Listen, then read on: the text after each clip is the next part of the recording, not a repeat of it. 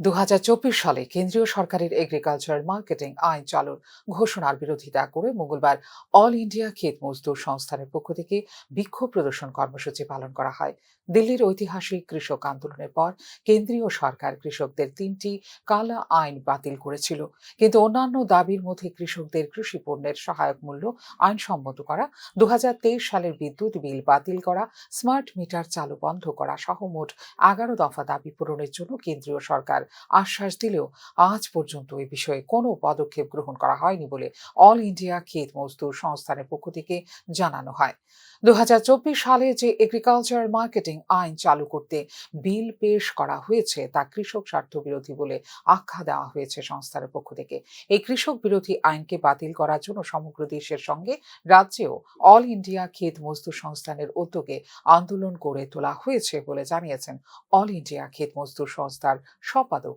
সুব্রত চক্রবর্তী। একটা আইন আনছে,